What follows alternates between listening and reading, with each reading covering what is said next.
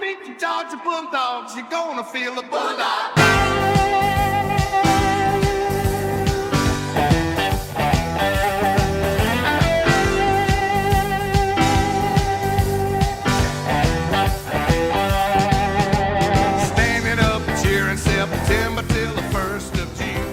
Hello, everybody, and welcome to Row 60, a Georgia football podcast. My name is Clark Gaines. Joining me today, as always, Adam Thornton. Boom! And this is show number 93.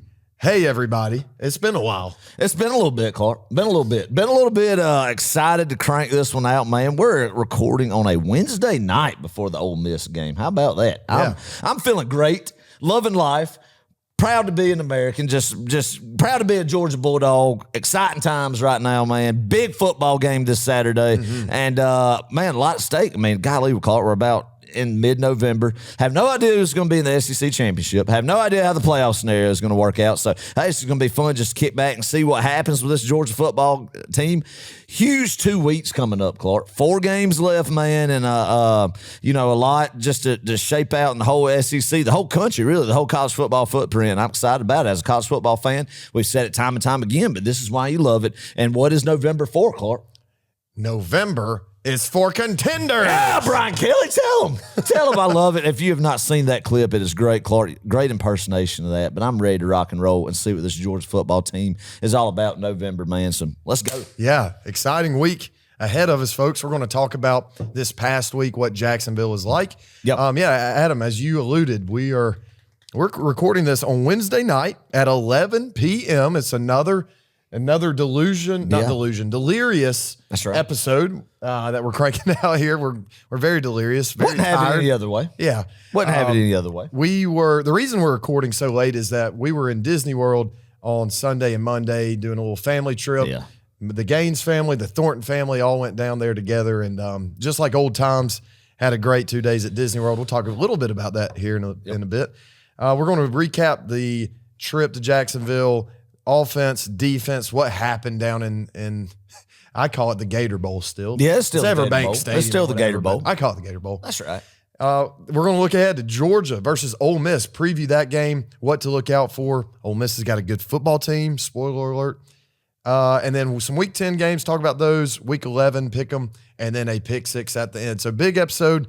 Let's just go ahead and start this thing off. Adam, I want to start off with an announcement. You ready? Yes, please give it to us. Once again, I don't think I've run this by you, but All right. Adam, we're going to have a live call-in show. Yeah. I mean, a live call-in show before a big Georgia football game, as the good Lord intended it to happen to be, is going to be this Friday night. Or no, not this Friday night, but the next Friday night before Tennessee comes to town, man. A lot of hate in that show as far as our disdain for the Tennessee Volunteers. Can't wait for it. Yeah, so that will be November 15th. We're not going to do one this Friday night for Ole Miss. That will, once again, we'll have this call-in show, though, for Tennessee that Friday night, November 15th, 8 o'clock p.m. Join us on Facebook Live and YouTube. We had a great call-in show down in Amelia Island the other night.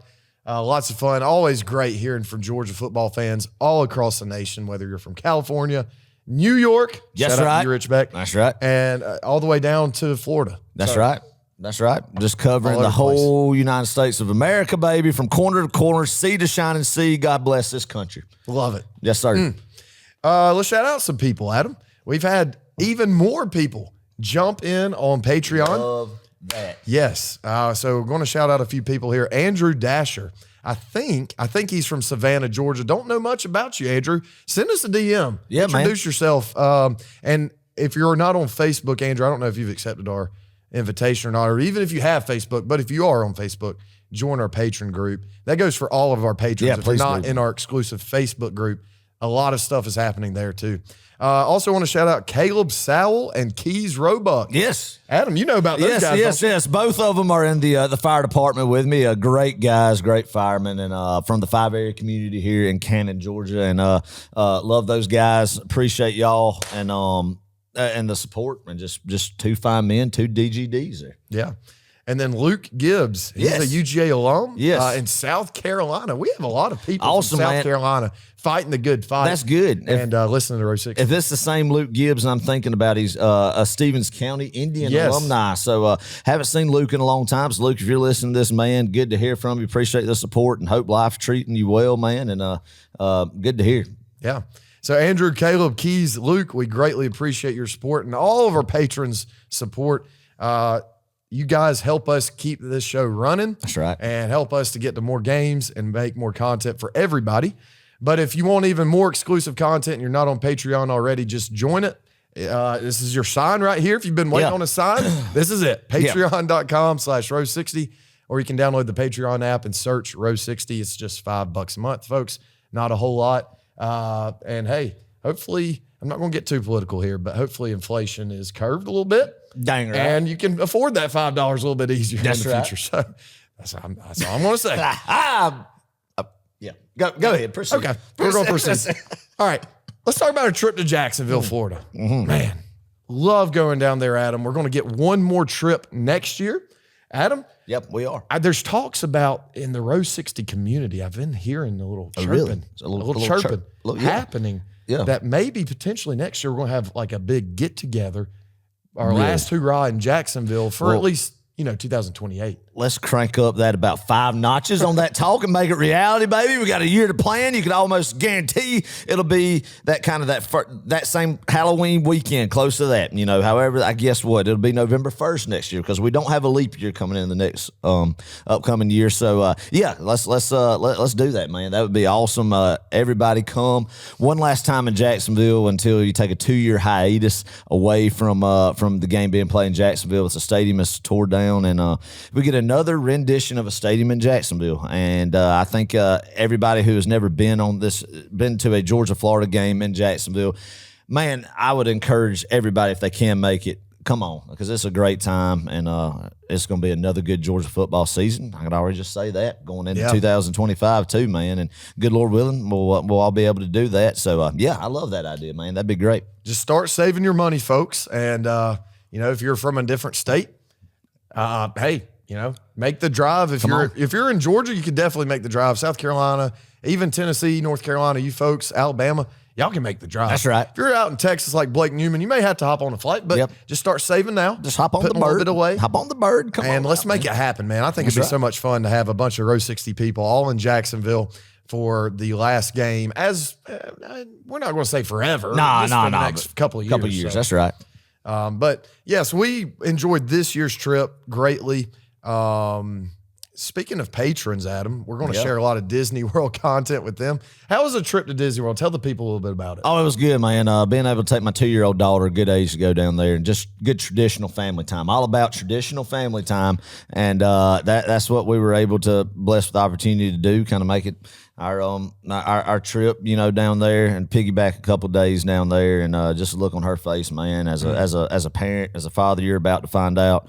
Nothing more exciting than seeing your young and excited like that, and just memories, man. And that's what I'm about, and that's why we love Georgia football. And we've said it from time to time in this podcast is making memories with your loved ones and your friends and family, man. And in any way you love doing that, and that's something that was just great to do. It was a good time, and just very blessed for that opportunity to create just family memories. Yeah, I saw we were meeting Mickey Mouse, and as we were leaving, Callie, I don't know if she was in your shoulder or Kelsey's, but she turned around and said, "Bye, Mickey," and did a little wave, and it was just the cutest thing. It just melted my heart. I was like, man, just good that's stuff. awesome. Just good stuff. Oh, yeah. Good stuff. She did have a good time, and it was a lot of fun. So you guys, if you're patrons, you'll get to see a lot more of that. We're doing a little vlog. Little vlog, Clark. I gotta go home and edit this thing. Snippets. I mean, every time I call you doing some editing in some shape or form, either if it's Row 60 or your day job or whatever you're doing, you're an editing machine. We love that about you here at Row 60. I do love to edit, yeah. Hey, we had a ton of people from Franklin County traveling down. We had nearly, I want to say we had about 60 people. We'll just say 60. Yeah, I think that's a good 60. number. Yeah, I would say so. Roughly 60 if we round up or down to the Something. What would that be? The nearest? I don't know. The nearest denominator. I don't know. Yeah, whatever it is. Good. But yeah, great time again. People all ages and that came from Franklin County and joined our group, and it's a tradition that I always look forward to, man. Mm-hmm. And just a good group of folks, fun time tailgating and leading up to the game, and just another glorious Saturday in Jacksonville that we've grown accustomed to nowadays. Yeah. We were doing some interviews in which a lot of y'all will end up seeing this week or next week or whenever. Yeah, we got some crazy interviews. Wild environment, I'm going to have to use a lot of the bleep button. Yeah, a lot of the bleep button to make it a family friendly. I mean, I think you're going to have to use the bleep button. And since we're a family friendly program here at Row 60, also going to have to use the old viewer description is advised kind of to lead into the thing, man. Because it is you just ask a simple question and let it roll. And I mean, it rolled. It rolled. I mean, a lot of people not really there for the football game, more so for the activities that surround outside the stadium. The extracurriculars. That's exactly right. Well, Adam, that's kind of my next point is it almost seems like, and this kind of is going to lead us into the actual game, it almost starts to feel like nowadays, this game is all about the party, less and less and less over the years about the game itself. Yeah. And, man, that's so sad because I remember – my second cocktail party, the first one I don't remember too well, but 2011, Georgia goes in and wins, is a huge game, 24-20. It catapulted us to winning the East that year. We still needed some help, but my point is, it's not like both teams were really great that year. Yeah. And yet it felt like such a freaking big game. It did. And, you still had that cocktail party. You still had people drinking and going crazy, but I don't know. It just seemed different. And then this year, fast forward, you got the number 3 team in the nation college football rankings, and then the AP poll number 2, playing against a pretty good, not terrible Florida team, but a surging Florida team. A surging, found a little bit of life, and yet it just feels so dead, and I just don't get it, man. So, it kind of disappoints me. Yeah, man, it is sad to see because of what we're used to down there, and I don't know if it's something that now Georgia fans are just spoiled. And because we've had success now, the monkey's off our back in Jacksonville, you forget about those times of where you came from, and it doesn't mean as much to some of the fans, or some fans just didn't go to Jacksonville during some of those tough days. Either or, that's fine, but either way. But it is sad to see because that's a game you want to see rowdy on both sides, man. The record should be tossed out the window, and down there in Jacksonville, like we alluded to on the previous podcast and in the call-in show, man. And it's just something that it's such a unique environment that one time a year that you get it, you need to enjoy it and go crazy, man, and have a good time supporting Georgia in it.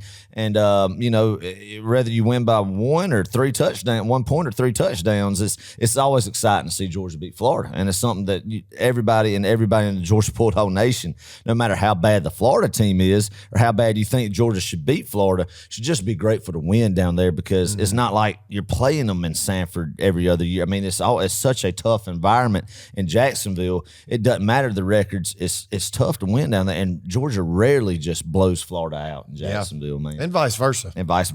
Nowadays, yep. Yeah. Definitely more red and black than blue and orange. You look across the stadium, Adam, and truthfully, there were 2 sections I'm specifically thinking of that, I mean, golly, there were a ton of red and black just in their section. So it's kind of funny to look and see. I mean, I would venture to say is nearly 60-40 Georgia to Florida fans in that stadium. So just want to give you all a little insight of the game day atmosphere and what that kind of looked like. But moving on, and part of the game day is the weekly concession stands report. Hit that jingle, baby. All right, Adam, tell me what you got, because I got absolutely nothing other than a refillable cup. What did you get? I got a refillable cup, and my wife got a pretzel with cheese. That it was good. It was a respectable pretzel. Okay. It was good, man. I mean, I'll be honest. I've been a little bit leery of the Everbank Field concession stand stadium ever since a couple years ago when there was a report of a rat infestation. Ian Fisher. Yeah, Ian Fisher. Yeah, shout out to Ian. So, I mean, that's always in the back of your mind. It's hard to overcome that mental hurdle in the sense of, you're always kind of thinking, I mean, probably that was just a bad luck on the concession stand team's part, but that's kind of an inexcusable thing, right? Yeah. To have, but So I mean, thinking, you don't want to indulge too much in it, but I mean, the pretzel's fine. You don't think maybe there's a big rat infestation at the pretzel machine, the warmer. So I mean, but anyway, I got a refillable cup too. I mean, I'm glad to see. Again, like Mercedes-Benz Stadium, that I love that you get where you have the option to, hey man, you go get some more ice, you can get some more drink from the fountain there, man. And it's your access. The only two complaints I have about it, Georgia, Florida, they make these cups for them. Spend a little bit more money and put the year on them, so you could, everybody can account and say, hey, this is a Georgia, Florida cup from 2017. This is one from 2024. They used to do it, but now it's just Georgia, Florida, and it looks the same almost every year. So you get these cups, pile them up over the past few years, and you're not sure which year it came from. You can't really kind of decipher the collection of which year by just looking at the cup. And I just think, man, just put the year on it, commemorate it, make it special. You know what I mean? And also, they ran out of ice in the second quarter in the machines. The self-serving ice machines, man. I think every year it just kind of, I think they're so used to such low attendance during Jaguar games on Sundays. I think the concession stands team is always overwhelmed when shell-shocked at the population that comes into Everbank Stadium, and they clearly did not have a good ice inventory. I mean, I don't know if it's just what was the deal with that, man. But I mean, I'm thankful to be able just to have some cold liquid, but I would love to be able to add some ice to it in the second quarter. If you're going to run out, make it late in the ball game. You know what I mean? Yeah, So for sure. my only gripes on it, but overall, I mean, it was a good experience. That's the same, never, I mean, nothing ever pops down there for the concession stand team. But, I mean, you just can't get over the rat report. That's just something that damages, tarnishes the legacy there, Yeah. So I just think we're getting lazier and lazier as a country with Stadium Cup designs all across the board, Adam. I'm just like you, man. I absolutely hate that they don't put a year on there. And every year it's super generic. Yeah. It's red and orange, and it's got the Georgia, Florida logo, and that's it. I just put a player on there. Put pride in Stadium Cups, man. That's a souvenir. That's a keepsake, man, to kind of mark you were there type deal. Exactly. And I think that's something, as like you said, all across the college football world, that we need to get better at as a Stadium Cup design. Have more pride in that, man. Forget NIL and reshaping that and structuring it. No. Put money into the fan experience of a Stadium Cup design. I love it. Yeah. Clark's fun facts. Boom. Here we go. Georgia is 53-3 in its past 56 games. We know who we lost to in those 3 games. Not even going to say it. Against every other opponent not named you-know-who, Georgia has outscored opponents by an average of 39.5 to 12.9 in that time frame. Wow. Is that not unreal? That right there, Clark, puts it into perspective how spoiled we are as a fan base now, and just the dream we're living in, and how elite this program is, and how it's, even though those 3 losses happened to the same team, Georgia's still the standard of college football right now. Mm-hmm. And we'll continue to hold that title. Yeah, until further notice. That's right. For the first time since 1980 to 1983, Georgia has beaten Florida 4 straight times. Yes. Give it up. That right there, man, is huge. And that's what, no matter what you think, we're going to dive into it, of Georgia's performance. Let that be the stat and the biggest thing that you remember and take away from the 2024 Georgia-Florida game right there, because that is such a big piece of Georgia football lore and history, is to win 4 straight down there, 7 of the last 8. Remarkable. You and I were not alive. We've never been alive to see Georgia win 4 straight. And a lot of you out there probably haven't been. Yeah. It's crazy. Carson Beck has 11 interceptions in his last 5 games.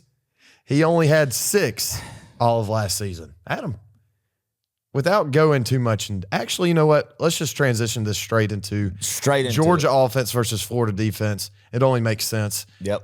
Let's start with Carson, because this is obviously the headliner. This is the elephant in the room. What went wrong this past Saturday?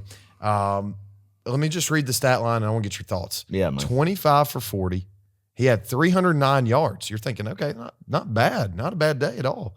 300 yards through the air, that's pretty good. 2 touchdowns, but then obviously the 3 interceptions. Walk me through what you think is going wrong with Stetson, right? Or not Stetson. Gosh, not Stetson. I kind of wish Stetson, but walk me through what you think is going wrong with Carson. Man, I hate seeing it, because first off, you got to let's put to bed the whole let's give Gunnar Stockton. No. Yes. Carson's ride or die with Carson Beck. You're winning a national championship with Carson Beck or you're not. So from this point forward, there's two roads he's going to take. He's either going to get this thing turned around, and he has everything out in front of him that he has the control in his hands, Clark, to be able to turn everything around, get back in the first round draft status, win a national championship, just forget everything that's happened here recently. Right. Or if you continue this trend, you're going to get beat.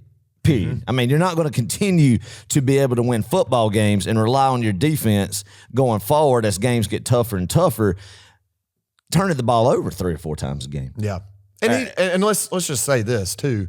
He knows this, right? Right. Of Carson course, knows man. this. Kirby knows this. Of course. Everybody with a football IQ over 10 knows that. And back in the day, you'd be like, man, we don't need to be as tough on these guys. They're scholarship college athletes. Now, no, NIL's opened up the door that you have now players getting paid high 6 digits, some 7 digits, Lamborghinis, the whole works and the likes that, man, and if it comes with that you're going to be the highest paid, and the quarterback usually is in the NIL area, I think personally that means the most should be expected out of you to perform. Criticism is warranted. It's warranted to me. So that's why I think I've been a little bit harder than I have on players in the past in the sense of that is because it's a new area that, hey, man, if you're going to get that, it needs to be well-deserved. Yeah. And that's something that, though, I'm not going to just say, it's horrible, but everybody goes through a slump in areas of life right now. Right now, what he's going through is just a very mental thing. He's got all the tools and intangibles, man. I just hope, and I don't know Carson Beck personally. I'm not in that locker room. But the body language to me, I don't like it.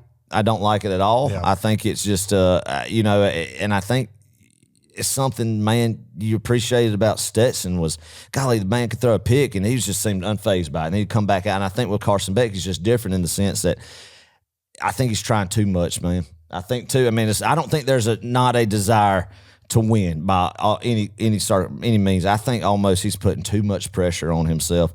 And it's almost like when you go up tempo with the offense and he doesn't have time to think and just react, you're seeing better plays out of him. But the whole second half, Clark, it just seemed like that there was just high percentage throws out in the flats, little hitch routes, bubble screens and stuff that is almost like, man, we have a 5th-year veteran starting quarterback who was a preseason Heisman favorite who honestly got handcuffed to the fullest the second half in Jacksonville. Yeah.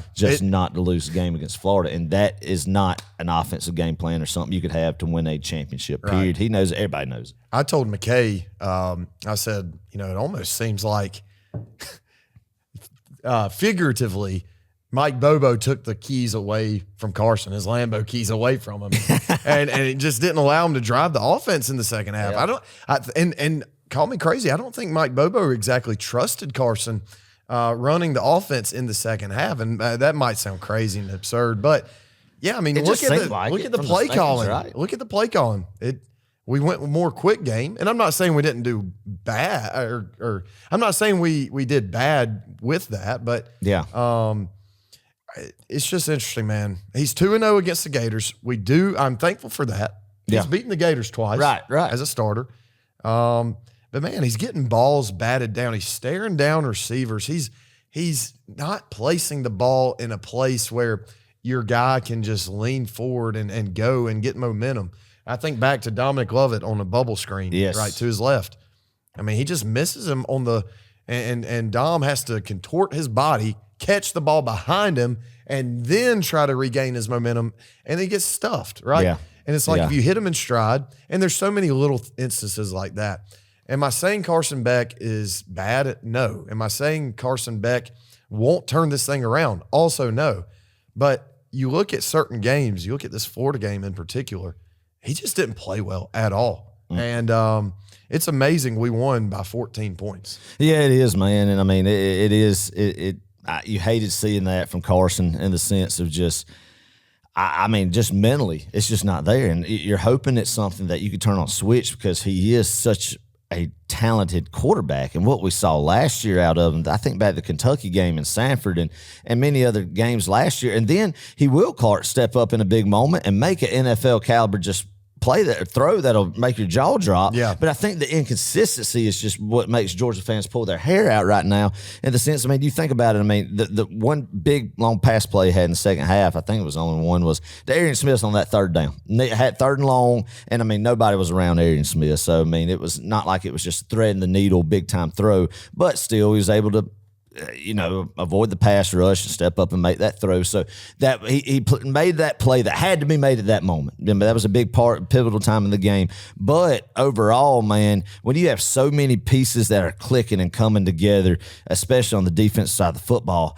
and the demoralizing part of the defense just having to stay on the field, and make a big stop and then turn the ball, give the ball right over to the other teams, you're about to face offenses that I don't care how good your defense is. If you give them 3 or 4 more free possessions in a football game, especially with the new time rules and in college football now, where possessions are limited now because of the running clock more so, that's a huge recipe to getting beat and then getting beat by teams you shouldn't. But teams like Florida, you're able to beat, but teams, but the defense and Austin defense was just able to just mirror and force turnovers the same way that our offense gave the ball to Texas, as far as, each team having 3 or 4 turnovers. I can't remember the numbers, but you do that against offenses like Ole Miss, Tennessee, and then into the postseason, man, you're getting beat. Yeah. You're getting beat. Period. Well, let's talk about the 2 interceptions. The first one was just stupid. It was.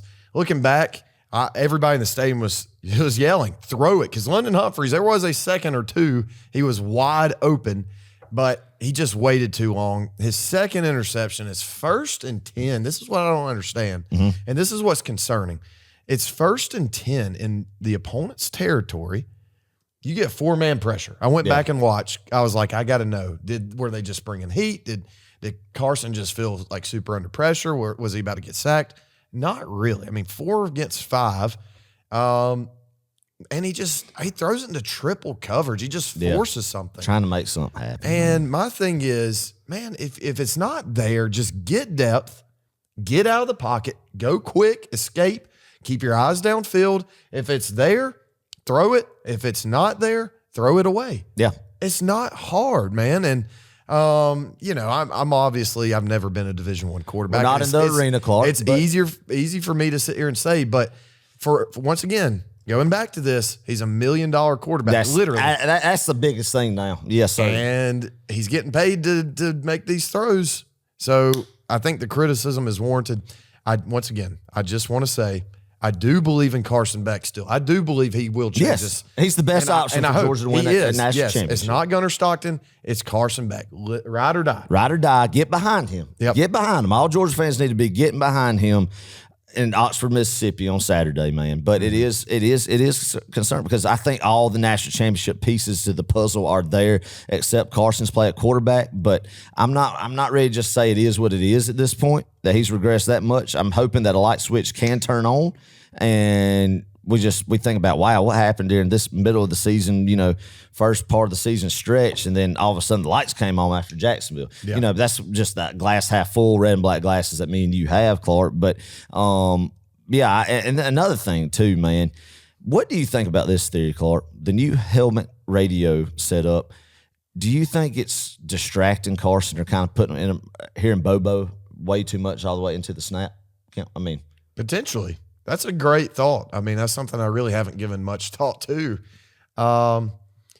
If you got a coordinator in your ear for at least, we'll call it 15 seconds before the play, maybe it's just added pressure. Yeah. Maybe it's hurting him a little bit more mentally than it is helping him. Well, I read somewhere where Aaron Murray said if he had that option and Bobo was doing that, he would hate it. Yeah. So, and that's not a knock on Bobo, not by any means. And, obviously that's not the reason why, but just kind of just throwing stuff out there for just conversation's sake of what's different from last year to this year, man. And, yes, we could talk about the receiving core. There has been some drop balls in Carson's defense, but I think what's worrisome now is these turnovers aren't drop balls that are just hitting the receivers right in the chest and they're just bouncing off their shoulder pads and into a DB's hands. Yeah. No, it is just night and day, just clear, just bad decision making, man. Not going through your reads, and I don't know what's going on with that, man. I don't know what's kind of the lack of confidence has come from. But right now, it just doesn't seem like he has that confidence, man. And I hope he gets it back. And as a fan base, the best thing we could do right now is just get behind Carson, man, and cheer him on, because we got to have him playing to the level that he is capable of playing of for Georgia to win a national championship. That's just how pivotal the quarterback spot is for any college football team. You could have the most elite defense and playmakers on offense, but if you're missing a quarterback, you're not going to go all the way in a 12-team playoff. Yeah, very far in. True. All right, let's move on to the rest of the offense sir. right quick. ETN, 7 carries, 31 yards, touchdown. He's running the ball real well, I thought. Got some bruised ribs or rib. Hopefully that's nothing too serious. I don't have an official report on that. I haven't heard anything on that recently, and I would imagine Kirby's probably keeping that under the wraps. But then it comes in Nate Frazier. I thought Frazier had a great game, 19 carries, 82 yards, touchdown, and a Gator chomp, Adam. I love the little Gator salute chomp. to Todd Gurley. Yeah, I love the Gator chomp. I love Nate Frazier. He knows his Georgia football history. He knows does. what the fans like, and I love that about him. I think, he drives Kirby up the wall and crazy, but I think it's because Kirby sees the potential and how great he can be, wants to, keep him reeled in. And I mean, Kirby's explosion after he did that Gator chomp. And yes, you can't get the 15-yarder that's going to cost the team like that. But as a fan, well, I loved it, I loved it. Inject that into my vein. Inject into that vein right there, man. Eat that mess up. So, Nate Frazier's going to be special. Glad to see him be able to. I hate ETN was hurt because I know he was really looking forward to playing against his old team in Florida. But I love the fact that Nate Frazier got the carries that he did in a big environment like that going forward. And he's a guy that I think is going to be very, very special when the next great one in line. Oh, yeah. I thought the offensive line played pretty well. I only gave up 2 sacks. They got beat a couple of times, but overall, I think they played pretty well. Glad to have Tate Ratledge back too, man. That helps so much in this offense. And then the run blocking, I thought was pretty good too. I mean, did you see any issue there? No, I didn't see any issue there. I mean, I think what was the total yards rushing for? Over.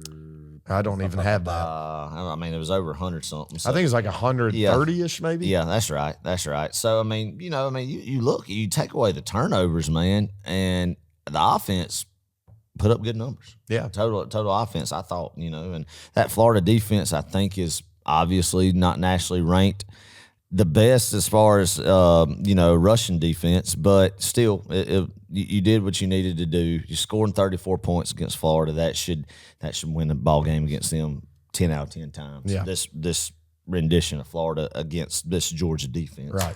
We had several explosives, one of them being Arian Smith's huge. I think it was maybe a 33-yard catch or something. He got a little bit of yak there at the end, secured that ball. Man, that was big. Continues to show up, Adam. We talk about Arian Smith. We talked about, he drops balls. Oh, gosh. Arian Smith, oh, boy, the ball's going to him. He's going to drop it. But he's actually stepped it up. Oh, yeah. I mean, you think about what he dropped that big one, the first possession of the Alabama game, that long pass. But since then, really, as far as big-time plays need to be, the third down play at Texas, the third down play in Jacksonville we talked about, man. He's when it needs to be, when the team needs it most, he secures the football, man. He's an athlete when he gets the ball in space. Like you said, picking up some yak, man, and excited to see what he does the rest of the way. Yeah, Dominic Lovett, 7 receptions, 52 yards, a touchdown. He had a great game, I thought. Dylan Bell, I thought, had a big game. But he's dropping the ball, man. That's so uncharacteristic. And I know I'm sure he's working on that very, very hard in practice, and I still believe in him. I'm a big believer in Dylan Bell. But, man, I love seeing him get the end arounds at him and the little pop passes. Exactly, man. Get him into open space. Yes, those 3 guys you named, you get them the ball, especially when you have a struggling quarterback that you can make high percentage throws off of bubble screens, pop. Yeah, a pop pass, high percentage throw. Definitely. It's true. But just being able to find ways to be able to move the football, and I thought Mike Bobo did a great job play calling for where Carson Beck was. Let's call it like it is. I thought he did an outstanding job with his play calling Saturday. I think some people owe Mike Bobo a pretty big apology. The guy knows what he's doing. So that's all I'm going to say. Quick game was really good. We ran a lot of slants, a lot of screens, and it worked. Why, Adam? Why did it work? Why does a bubble screen work? or how, I should say, how does it work? If When you get good perimeter blocking, exactly. When you put a hat on a hat, yes, and do Mr. Fundamentals, and then you get playmakers and you hit them in the hands, and they secure the football, and they have space and time to hit the hole that's designed with your blocking schemes, then you're getting positive yardage, Clark, and you're getting 5 to 6 at least, yes, or even more. And we got plenty of that. We got 7, 8, 9. I mean, we were really humming there for a while. And I just want to shout out the perimeter blocking this week. Go ahead, shout out Ben Yurcik. Yeah. Yes, I'm going to shout him out. Shout him out. Caught a lot of flack from me personally. Yeah, and me. During the Kentucky game especially. And a lot of other Georgia fans. Warranted. But Ben Yurcik, man, he's stepping it up. And, I think that's an important thing right quick to note is like, man, so often we look at one player in one game or maybe one drive and we see their performance and we think, man, they're just trash. They suck, But you can't really say that if you look across the entirety of a season. And same thing goes with Carson. This week, we're all on Carson. But, man, you look at it, he hasn't played his best. But next week he might go into Oxford, Mississippi, light up over 300-plus passing yards, man, 3 or 4 TDs, no interceptions, just ice in his veins and roll. We'll see. We'll see. That's what we're hoping for. Come on, Carson. Let's go. Come on, baby. Let's go, baby. All right, one last thing. Dwight Phillips Jr., I think his nickname is Peanut. Is it? It's Peanut? Peanut.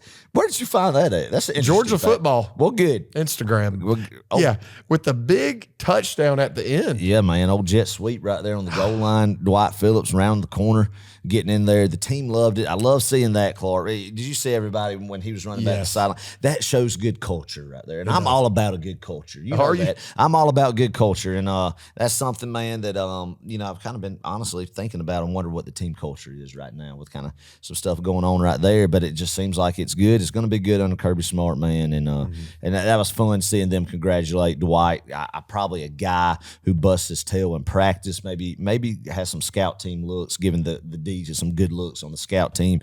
Or I think that's something that man's been busting his tail, and that was kind of a reward for that. That was his first career carry as a Dawg. Yeah, so, I mean, good on Dwight, man. That's awesome. All right, moving on to Georgia's defense versus Florida's offense.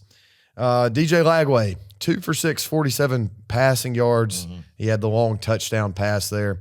18 rushing yards, left with a hamstring injury in the second quarter. Yeah. Adam, is something we both hate. Yeah. I would hope if you're a Georgia fan or just anybody in general, you would hate that for the kid. Man, I hate it for him as a competitor and just a kid. And but, it is part of the game. And Georgia's had injuries in the past, and Alabama, those people let you know they've had injuries. They've had injuries, Adam, and had they had those guys, they would have won the game. And they're the only team that has injuries in football, it seems like, Clark. Yeah. Talking to them, they're the only, Well, speaking of that, let's just play a little hypothetical here, Adam, because everybody loves playing hypothetical when you can't beat the Georgia Bulldogs. Right.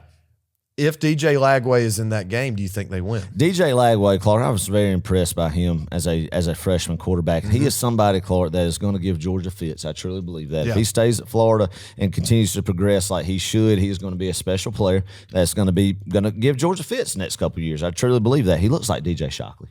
Ooh, that's a great comparison. The shaved head. I'm talking about yes. So I think Lagway, and I'm impressed by him, man. And from what you hear, the kid seems like a good kid. So I hated seeing him go down. Clark, yes, I think obviously he was a better option and would have ran the offense more effectively for Florida at quarterback. But I do not think DJ Lagway would have put up more than 34 points against the Georgia defense. I'm with you. I'm right there with you. And that's no disrespect to him. No disrespect. I just don't think this year that he was going to do that, I mean, heck, it might have been that they got another touchdown. It might have been 34-27, something like that. But I do not think Georgia's defense was going to allow more than 30 points against this Florida offense, with Lagway or not. Right. The Warner kid came in. He was 7 for 22, bless his heart, 66 yards and an interception. Really a non-factor in this game. Was he a transfer from Yale? That's what I heard. Yeah. Ivy League QB. Yeah. So. But they just simply could not pass the football forward. Only 113 yards through the air. On the ground, Florida got 38 carries, 115 yards, and a long of 18. So they didn't really move the ball offensively, and maybe there's your argument. Hey, DJ Lagway, if he's still in there, they put up better numbers. But I'm like you, Adam. I just don't see even a healthy Lagway in there, them surpassing, 31 points. I mean, it would take a great effort from them to get to that point alone. I mean, the 10 points they got with Lagway when he was still in the game came off turnovers. Yeah.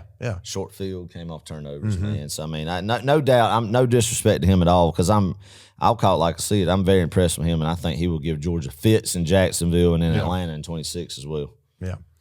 C.J. Allen, man, all over the field making big plays, including the pick. Yeah. Good to see that. Yes, awesome. I've got a great video of you, and only the patrons are going to get to see this. Good, Cart. Because it's going to be in the vlog, but I was videoing you that play. I just had a feeling. You just get a feeling. I didn't know there was going to be a pick there, but I just had a feeling maybe we'd get a sack. Something big was going to happen. Big. Oh, good. And sure enough, it did, and I was pointing the camera. Oh, that's nice. I hadn't seen that. That's good. That's good and stuff. You just go. You're just going crazy, as we all are. Right. But huge play there by C.J. Allen. Love his heart. Love his energy. He's starting to. I think he's starting to develop, as is Raylan. I mean, these guys are still young. Yeah, man. And I don't know. So another guy, Chaz Chambliss. 2 sacks, Cart? 2 sacks. 4 solo tackles. 6 total. Good.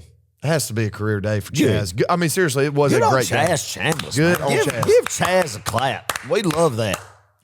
Chaz has taken a lot of flack, once again, maybe even from me, maybe even from you. From me, 100%. And a lot of you maybe listening gave Chaz Chambliss a lot of poop. But, yeah, he had a great game. Another guy who, I don't know, one guy I thought that just didn't. Yeah. And I hate to be this way, is KJ Bolden. Just a little out of place. I'm not saying he had a terrible game or anything. Just a few times. I don't think he was very quick downfield or as quick as Dan Jackson is. And that's not, listen, that's not a speed or right. I get what you're saying. I get what you're saying. It's just being aware. Football instinct right yes, now. Yes, instinct. More reps, more. Yeah, exactly. Dan Jackson, God bless him, he's been there for 8 years. Yeah, I love it. Give me another year. KJ Bolden, very talented, going to be an absolute freak. Yeah, he will. First time starting, Clark, as far as just getting all the reps at safety and not rotating in at different with Dan and stuff, with Dan being ineligible the first half. So, I mean, I agree with that. That's a fair analysis, man. Yeah, I mean, once again, he's going to be a stud. Don't get me wrong, but it like you said, it's instinctual. Dan Jackson just has it. We saw the difference he made, I thought, in the second half. I kept saying it to, I don't know, just everybody around me. We got rowdy. I said, just wait till the Dan Jackson effect takes place. And when he trotted in, we went insane. Yes. And then he just grinned. I don't know, like he was just ready, man. He was ready to go. Love some Dan Jackson. Gosh. Defense, the only time I got a little, not worried, but just kind of concerned. And one of our buddies pointed this out right before halftime. Florida had a drive down the field. They got into field goal range, kicked the field goal, went up 10. And it just seemed like our defense was kind of lazy, maybe loafing. Yeah. And I don't know, maybe they were just gassed from being out there all first half. But yeah, man. That's true. You think about it, it's like, God, that's such demoralizing on defense when you are turning over the ball that much and you just keep making stand after stand, but then the offense isn't doing what, you think that they should be doing, in the sense they're giving the football right back, putting you in a bad position, and you're already getting gassed early in the game, and then your attitude just kind of, that's in human nature, not just singling anybody out with that. That happens. You almost kind of creeps in, like, golly, again, they're doing this again. Like, come on, that type of thing kind of happened, I felt like, a little bit there, but they did such a good job as far as just having to come back out there after that stuff happened again. For sure. One more I want to kind of I hate to do this, but Daniel Harris didn't have a great day. There are a few bad just whiffs. I'll just call it like I see it. Yeah. But he absolutely murdered a guy on that bubble screen. Oh, he did, man. Lit him up. Good, clean hit, too. Yes. It was called targeting. Yep. And I got to tell the story. It was called targeting, and I just hate targeting. Man. Yeah, I think it's just I'm all for protecting guys, and I don't spear people with your helmet or anything like that. Yeah. But I just get so frustrated when it's just a big tackle and they just assume, oh, it's a big tackle, big hit. Let's just throw the flag because it's, oh, man, I hate that. And so I got just ticked. Yeah. And I kind of did this number. And if you're on YouTube, you can see it. If you're not, I'm basically taking 2 fists in the air and just slamming them down. Right. And I kind of I was trying to just hit my hips, right, my thighs, come down on my thighs. Come down on them. Well, I kind of came down on somebody's head in front of me. And it was one of those moments where I was like, oh, crap, I should not have done that. I basically just punched this guy. Yes, not super hard, I should say. Yes. But hit him right in the head. And he it was one of those numbers. He didn't even turn around and acknowledge me. He knew what happened. Yeah. And I knew what happened. Yeah. And he just gave me one of these kind of side eyes sort of looks. And I thought, oh, crap. So then I gave him I'm so sorry, man. You tap him on the head. I'm sorry, right. Brother. So, yeah. And you just kind of rub his head a little bit. Right. I'm so sorry. I didn't mean to do that. Yeah, it just happens in the heat of the moment. Yeah. And I saw it. I was like, oh, my gosh, I can't control this guy. I'm not with him. He acts too crazy at football games. Like you've never done that. But he turns around later in the game. He says, hey, man, he said, that wasn't targeting, pointing out on the field and talking about Daniel Harris. He's like, that wasn't targeting. This was targeting, man. He starts rubbing his head. You got to admit, that was good. We all got a good chuckle out of all that. It's like, Clark about knock the poor guy out. God bless him. He said, now listen, I'm a lawyer now. And I was like, oh, crap. I mean, he really could get me or something. Anyway, but he was a cool dude. It turns out we laughed. But that was good. Clark getting a little physical in the stands. Getting a little physical. His dad said that we were just really funny. I don't know if that was a good thing or a bad thing. I probably thought we were idiots. I mean, the people who sit around us at these games, man, think that we have mental issues, and we do. I mean, we do. I mean, I'll admit I'm not afraid to admit I'm an idiot. When at these games and other areas of life that just psychotic and something not psychotic but just unstable at just acting like and I understand it's probably a circus when watching us at these games and it's bad enough if it's just me in a seat somewhere and you in a seat somewhere, but when you get us together. Yeah, it's just bad. Our conversations too, Clark, and then we really talk loud. Believe it or not, if people listen to this, really, and then people who are eavesdropping in on the conversation, and the looks on their face, like you kind of catch them in the side with some of the stuff we're saying. It's like these people are psychotic. They're crazy because we don't shut up during. I mean, like we don't talk obviously during the plays, but like between plays and during timeouts, we'll break down everything, and we'll give demonstrations, like about how shedding the block or something. Right. We think it just feels good to do do. That, It does. It makes us feel better, especially when you're losing. Right. Yeah. It does. It does. And then sometimes I just get physically weak, and I just have to sit down for a second. Yeah. And when I get a headache in the back of my head, man. you just gotta get. Got to chill out. Everything charged back up a little bit, and then you rise back up, and you get rowdy again. It's a great time. While we're on this right quick, I get these headaches. We both do. But when you yell, and it doesn't necessarily like on a third down. It's not like that. I mean, sometimes it is, but sometimes it's just like getting up, really excited, big hit, boom, you're just yelling. Yes, sir. But what happens is you get this headache. And mine are in the front of my head. And it hurts like crazy. And it's like splitting your head open. That's what it feels like. But the only way to relieve it is just to yell a little bit more. Yeah, I know it sounds crazy. It up a little bit more. I don't know why that is, but that's what helps. Yeah. I mean, it just feels good to just yell. Just let out just a loud noise and just get rowdy. Like when somebody makes a sack, just go boom, and then just high five everybody around you and just like pat people on the head and stuff, and just punch them, but just tap them on the head, and just point at somebody that's about 3 rows down, and they're just hammered, just having a good time. But you're just pointing at them like, yes, sir, man. You know, but like when you make eye contact, they give you a point, you give them a point, and it's just all of God's children coming together, like-minded. I mean, different walks of life and everything, but we all have something in common for that moment where we all embrace different sobriety levels. Yes, it's just a great time had by all. It's just a great time. Have ball. It's the beauty of the spectacle. Yeah. And one more thing, what makes it just so marvelous is we are stone cold sober at these games. We don't go in there and drink, and we don't drink before the game. We go in there, and people think we are probably obliterated, but It's just so funny, man. Couldn't imagine being drunk at a Georgia game. That would just be, but I mean, but the people who do, hey, that's their thing to do. Sure. You know what? Wrap it up, do whatever you want to do that makes you have a good time at these games and go do it, man. But it's I just love seeing all the people there and just getting rowdy and fired up. Oh yeah. Last note. Yeah, the last note I had was crazy how Malachi got beat on that first touchdown. Yeah. I went back and watched it today, Adam. It looked like Did the not ref have good eye discipline. Not good eye discipline because maybe the ref was in the way. Oh, the ref threw a screen, you say, Clark? Pretty much. And it was in direct line with DJ Lagway on the play action. Yeah. I think there was a little collusion. You know what I think? A little collusion? Possibly. You know what I think needs to happen?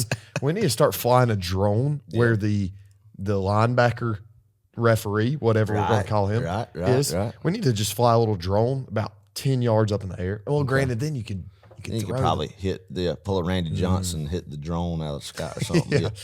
I don't know. But Like they need Randy to fix Johnson that. hit the bird. That's what I was referring to. Oh, yeah. You know, Pitched. with the different Randy aerodynamics. Johnson, man. I love Randy Johnson. Legend. The big unit. Steroid era, Major League Baseball was the best ever. I don't care what anybody says. Yeah. The late 90s was the best era, MLB. Anyway, we could do a whole nother podcast. Wait, hold on. Was he not like 6'6", 6'7"? Oh, yeah, left-handed, the big unit. Oh, yeah. Just a great American. Hurt him Great and guy. You know, another great guy is John Rocker. He's a Georgia Bulldog. Okay. Man, I just love John Rocker. You're a big John Rocker guy. Love John Rocker. He had a brief stint with the Braves, back in the day, and he would just take dead sprint. When he went to New York, he would get pelted by batteries and the likes. I mean, What? Oh, yeah. He made some comments about New York City. But I loved John Rocker as a kid just because of just how just intense he was on the mound and everything. So anyway, yeah. I mean, he was juiced up too. I mean, all of them were at that point in time. And that's okay. It was just great. It made great entertainment for baseball. Don't know why we went away from that just because of just how entertaining it was for us fans back then. Yeah. Oh, man. All right. Georgia's special teams versus Florida, and we're going to put a bow on this one. Seemed like Florida won the field position battle in the first half, Adam. You made a good point middle of the game. It was like, golly, we're not getting great field position. And hats off to Florida's punter. I think he had something like 390 yards of punting. He had a boot. Not too many times Brett Thorson gets out-punted by the opposition, but this particular game, it's fair to say he did. I mean, that guy had a heck of a game, the Florida punter. I mean, he boomed him. He sure did.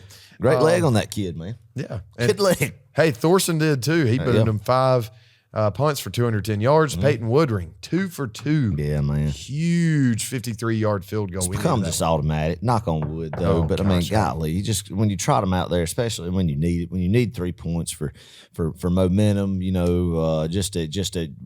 you drive and you just how the offense was, you just want a reward for getting down, into the field position you're at, and it's demoralizing when you don't get any points out of it. But Peyton Woodring being able to capitalize, putting 3 points on the board like he's done time and time again this season it's big, and it's a blessing to have him. Oh yeah, it's a blessing, Clark. Blessing to have a good place kicker, man.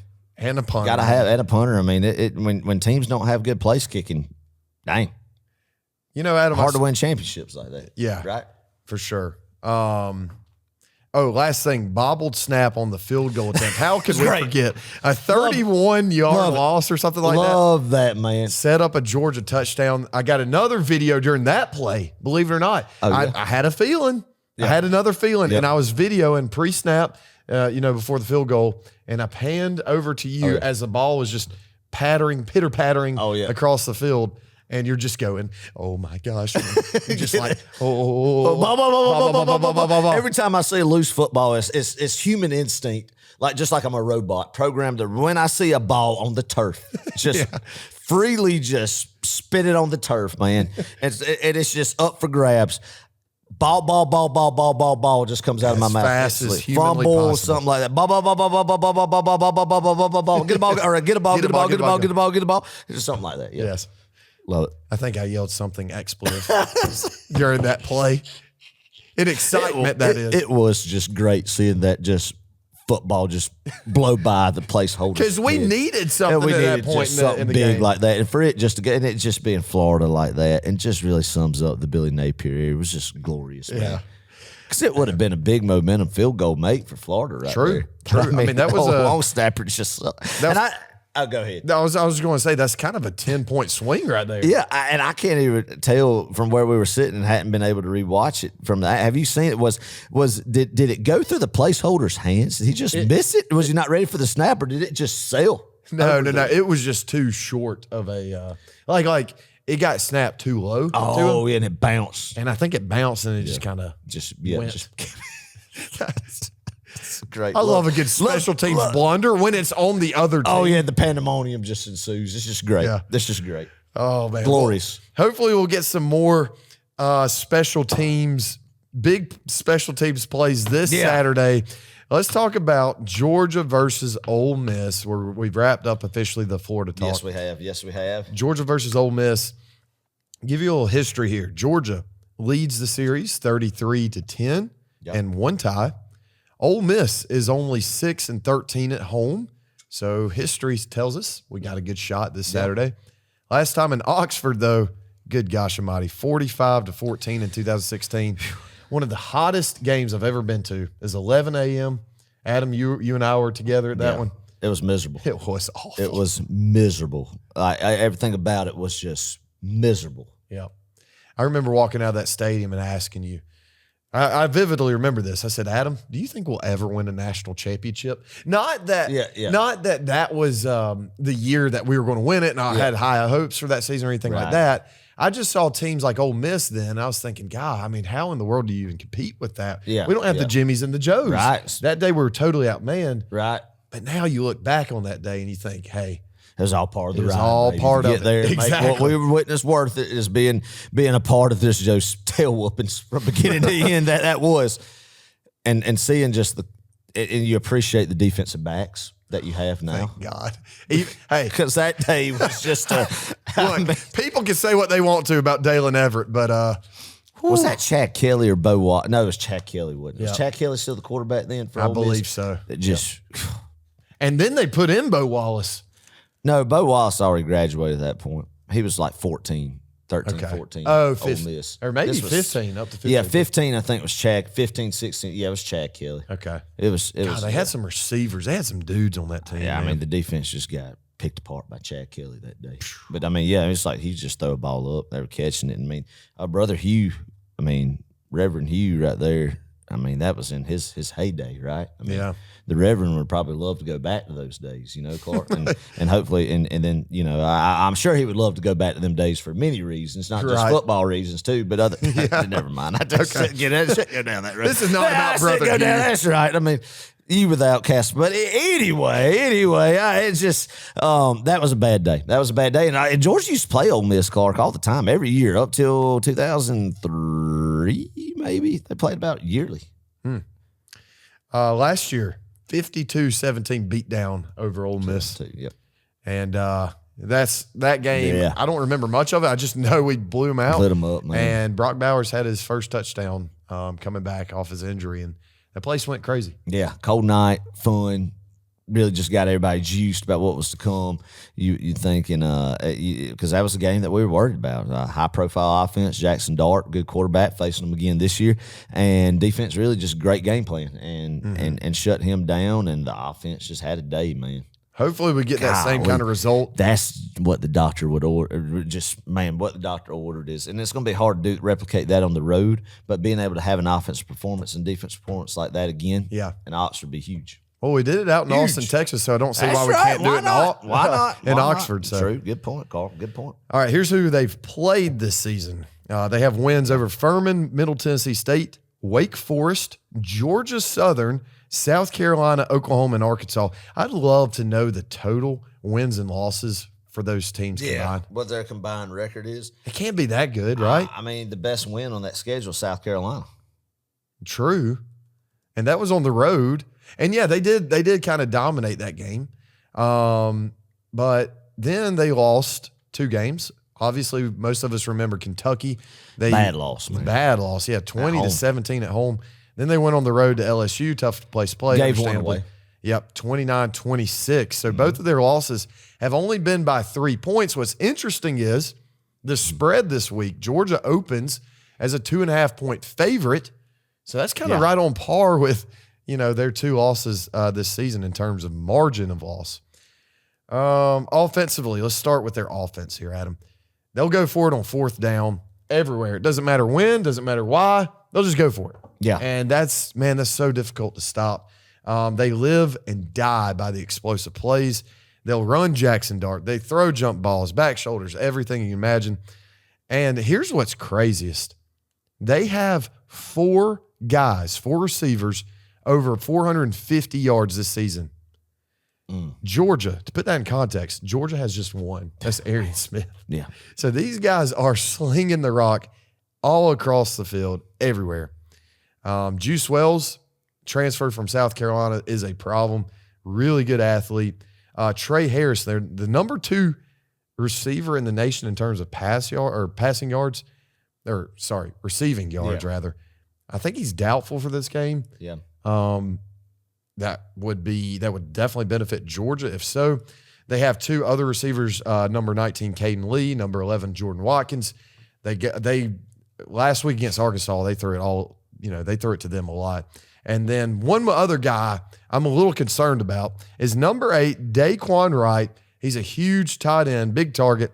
He had a field day against Arkansas, and they do love throwing it to him. So a lot of guys that could create a lot of mismatches with our secondary. Yeah, I think. Yeah. Oh no, 100%, Clark. And I mean, you got to look at those stats. A lot of them were still throwing the football late against teams like Furman, Middle Tennessee State. True. But still, nonetheless, it's impressive offense, and you would be very blinded to say otherwise with the talent that they have. And Lane Kiffin is a great offensive play caller. I mean, you call it like it is. He's been doing it for a long time. And Jaxon Dart is a veteran quarterback. Played a lot of football for him, and they utilized transfer portal, especially getting wide receivers. Juice Wells, South Carolina guy. We saw him last year. I know, was he out against Georgia last year? I can't remember. I think he may have been out. It might have been. Yeah, I think he was in. But anyway, so South Carolina transferred Juice Wells, man, and Trey Harris. Those guys, I mean, very talented offense. Jaxon Dart is a quarterback that, you looked at, and honestly, I was more worried about him than Quinn Ewers.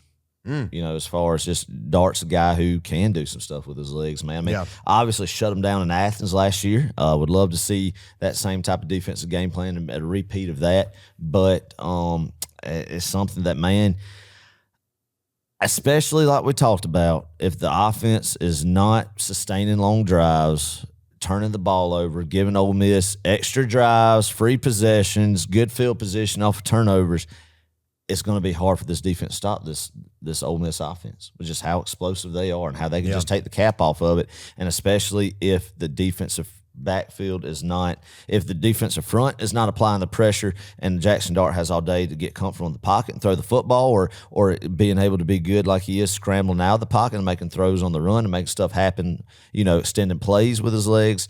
And if the secondary is not doing their job on the back end, busted coverages or stuff, giving up explosives, 50-yard passes down the field, then, Clark has potential not to be a good day for Georgia. Well, here's what's interesting. I believe Ole Miss, I want to say they're number 1, if not number 1, definitely in the top 3 in terms of explosive plays. That's 20 yards plus plays offensively this year. They've just racked them up. But then you have Georgia, who I want to say is top 10 in limiting explosive plays defensively. Right. So something is going to give this week.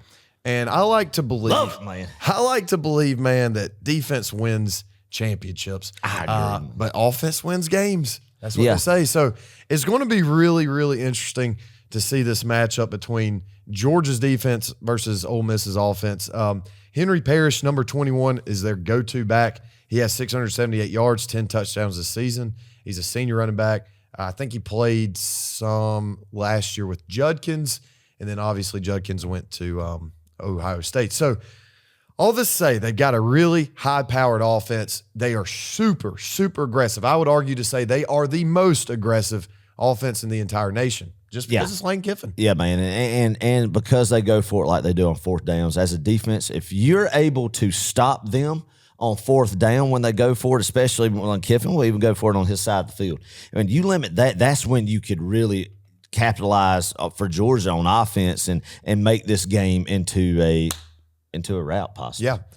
That If you execute on that. Yeah, no, that's a great point. It's high risk, high reward. High reward, man. And if Georgia's able to stone that, and Kiffin just continues to do that, that's when, especially with a struggling Carson Beck, hopefully, if he could build some confidence, get in a rhythm, man, and you capitalize off of that, that's like a team turning the ball over, essentially. Yeah. I mean, obviously they are turning the ball over on downs, but, forcing a turnover, fumble, and interception, kind of the same thing. If you get the ball on Ole Miss's 40-yard line, per se, and be able to punch it in there and you capitalize on that, that's when I think that you could see that this game, Georgia really winning fairly easily on the road, in a sense. Yeah. If you are able to, if Kiffin decides to do a lot of risks like that and you're able to stop it. Yeah.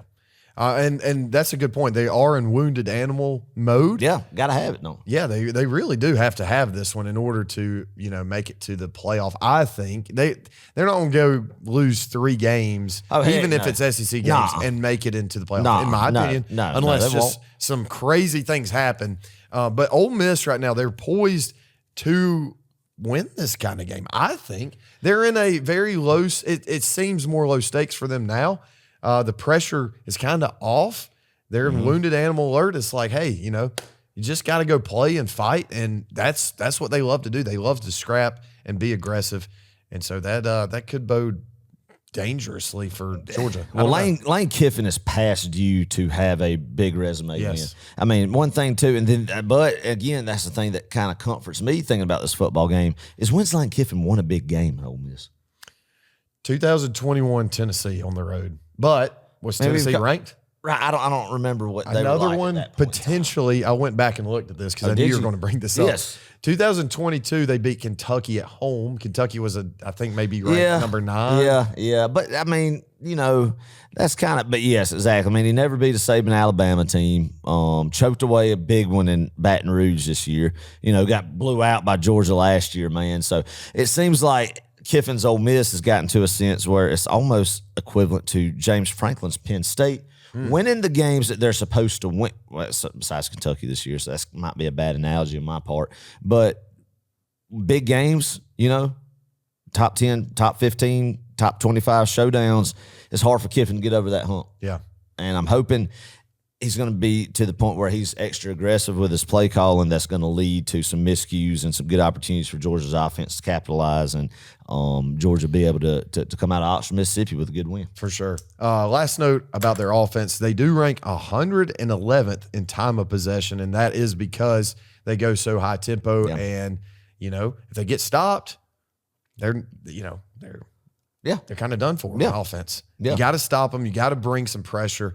I don't think if you're Georgia, there's no way you can go into this game and just play conservatively and, we're only going to rush 4. No. Come after him, man. You got to get after Jaxon Dart and get after him hard. And you got to trust your DBs. And that might be tough for Kirby. I don't know. I'd like to think our DBs can go up against anybody in the nation. You've got to trust them to stay in coverage. Yeah. To stay in phase with these guys. Disciplined. And be disciplined. Be disciplined and limit explosive plays. It's going to be hard to say eliminate it completely because Ole Miss will get theirs, but limit it. Limit it, man. And if Jaxon Dart beats you, make him, like you said, Clark, bring the pressure. Don't let him just get comfortable and give him easy throws, man. Make him beat you with his arm, but try to just make him try to slow down their type of play and make them try to dunk it over the field and keep everything in front of you, man, and see what happens. And kind of, I think this defense can force a turnover Saturday and really be the difference in the game, I'm hoping. And let Jalen Walker eat. And I'm so glad, Clark, that Dan Jackson, Joe Aguaro's not serving their first half penalty against Ole Miss, and it was last week. And it's not in Oxford that you have your 2 starting defensive players in the backfield that are able to be able to play the whole game. Right. Defensively, Adam, they're pretty good on this side of the ball too, and that's kind of uncharacteristic of Ole Miss, especially under Lane Kiffin. They're not afraid to bring some heat off the edge. They play really good defense, only allowing 316 yards per game. They rank first in the nation by a large margin in tackles for loss. That's 10.4 tackles for loss per game is what they're averaging right now. Next closest, number 2, Duke. Wow. At 8.6. Well, I'm telling you. Diaz's defense up there in Durham, North Carolina. Yeah. Huh. But Ole Miss, man, they'll get after you. Yeah. And once again, it's like, okay, is that because we're playing Furman and Middle Tennessee State, Wake, Georgia Southern, South Carolina, Oklahoma, Arkansas? True.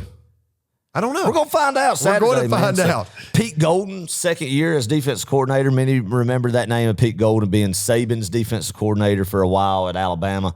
Got ridiculed a lot at Bama, but I think it's done well with the defense and Ole Miss, and a lot of NIL for Ole Miss, and a lot of their transfer portal kind of thinking this past offseason was to revamp the defensive side of the football, man. So I think Saturday is where you're going to see how it pays off in the sense of against a team like Georgia. And I mean, I think Clark, it used to be, that you could run through Ole Miss's defense like hot butter, like a knife through hot butter. So I think that's going to tell the tale is Georgia's offense versus Ole Miss's defense, man. Yep.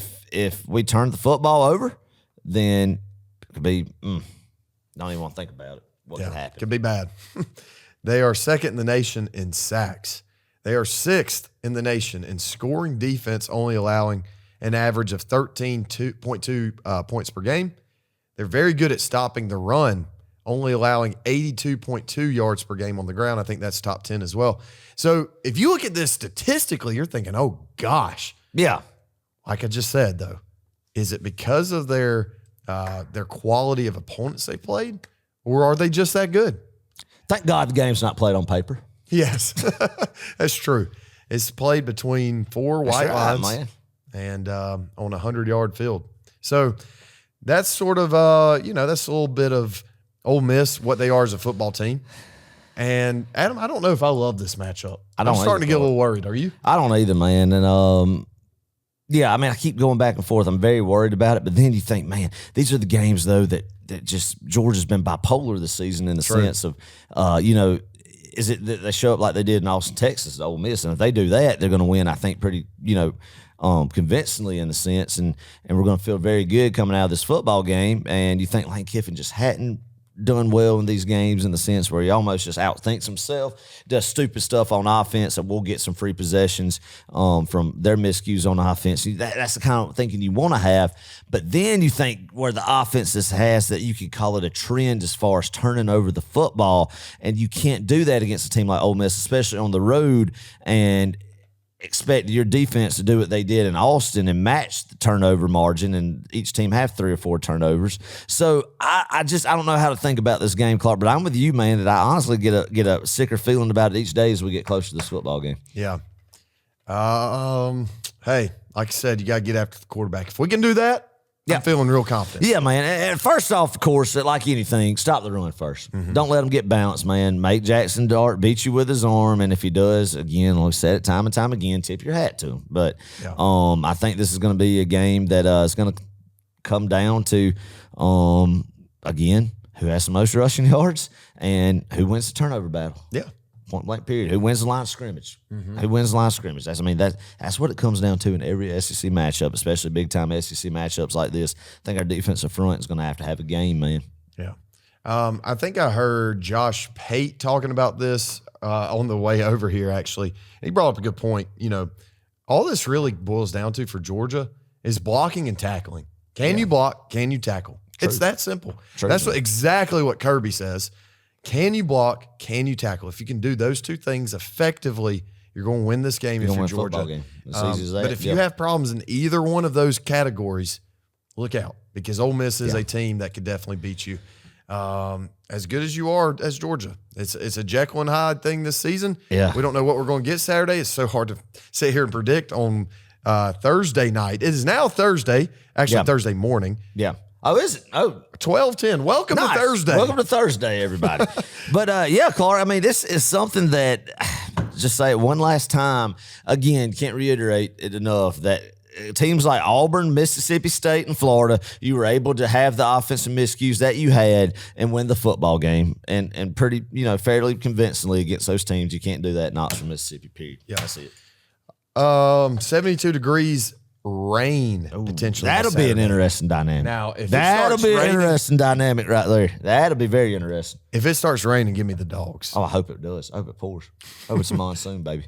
You're not going. I am. I don't want to get poured on. I don't want to be soaking wet. I'm sorry, but for the Dogs, Clark. For the Dogs. For the Dogs. If that's what it takes for the Dogs to win, I'll gladly go sit out. Nah, shoot, it don't matter what weather it is. ABC 3:30, 2:30 for going. I don't like know. that, I man. know so few people go into this one. Yeah, it's tough coming off of, big road trips to Texas and then Florida. If you're going, let us know. Yes, sir.